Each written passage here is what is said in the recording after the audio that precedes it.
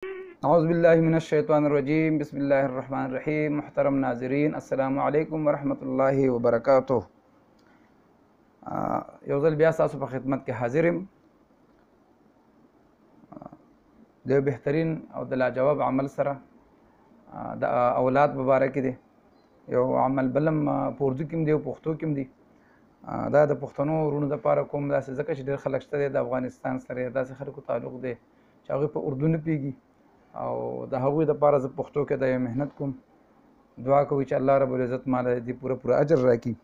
هغه کسان چې چا اولاد نه او ډېر پریشان دي، دا موږ ته پته ده چې چا اولاد نه د هغوی ته دې قیمت معلوم دی چې اولاد د الله ډېر لوی نعمت دی او د هغوی اولاد نه یي ډاکټرانو باندې ستړي شي، حکیمانو باندې ستړي شي. نو د هغوی دپاره ما روحاني اعمال شروع کړي دي. انشاءالله تاسو به دې عمل وکړئ. قرآن کې الله شفا یې ښودې ده مکمل یقین سره. الله رب العزت به بالکل هغوی له شفا ورکوي.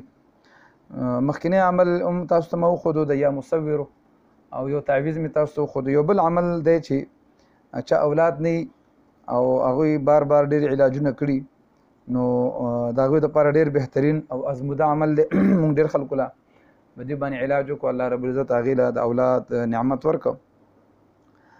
داسې چل به وکړئ چې 140 دانې تور مرچ به راوالي. 140 دانې تور مرچ او هغې باندې به 140 ځله د سورې زاریات آیت نمبر 40 سپاره نمبر 26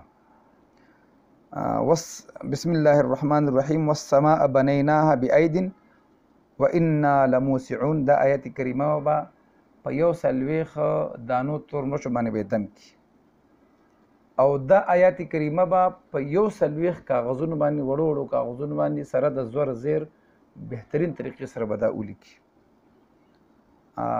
زه غلط شوم، 140 دانې تور مرچ او 140 دانې لونګ، 140 دانې تور مرچ او 140 دانې لونګ هغې باندې به دا 140 ځل دا دم کي، دا دواړه لونګ او تور مرچ او 140 سختونه به ترې هم جوړ کړي. لکه چې کوم دغه سختونه دي تعویض خلک اوبو کې اچوي بیس کي. هر ماخوستن به دا کوم چې والسماء بنیناها بأید وإنا لموسعون د سړي دا چې کوم دي هر ماخوستن به یو دانه تور مرچ خوري، یو دانه به لونګ خوري او یو دانه دا سخت چې کوم دی اوبو کې اچوي همداسې په وچه سټي دا به وکړي او د هغې نه پس به اوبه نڅکي. او زنانه چې کوم ده هغه به هم دغه په دې طریقه باندې 140 تور مرچ، 140 دانې لونګ او 140 سختونه. خو د هغې دې پسې چې کوم آیات دی هغه په آیات نمبر 47 دی. دا آیات نمبر 48 سپاره یاد ساتئ. 26 نمبر سپاره ده سوره زاریات دی. بسم الله الرحمن الرحیم والارض فرشناها فنعم الماهدون. دا به د نورو دویم چې کوم د زنانه لپاره 140 تور مرچ او 140 لونګ دي دا په هغې دم کې 140 سختونه به هم جوړ کړي او د هغې نه پس هر ماخوستن به زنانه هم د دې نه یو دانه تور مرچ، یو لونګ او یو سخت به خوري. 140 ورځې به متواتر خوري انشاءالله العزیز. الله به فضل وکړي. او ها دې کې یو خبر یاد ساتل پکار دي چې زنانو کوم ماهانه بیماري ده هغه ورځو کې به چوټي وکړي چې څو ورځې هغه ورځ به چوټي کړي نو د هغې نه پس به 140 پوره کړي. الله رب العزت به د اولاد نعمت هغې له ورکړي. زما چینل چې کوم دی دا سبسکرایب کوئ، شیر یې کوئ او مخکې کوم دا خلکو ته وښایئ، ما دپاره دعا وکئ.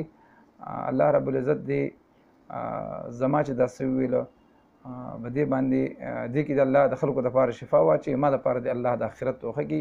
والسلام علیکم ورحمة الله وبرکاته.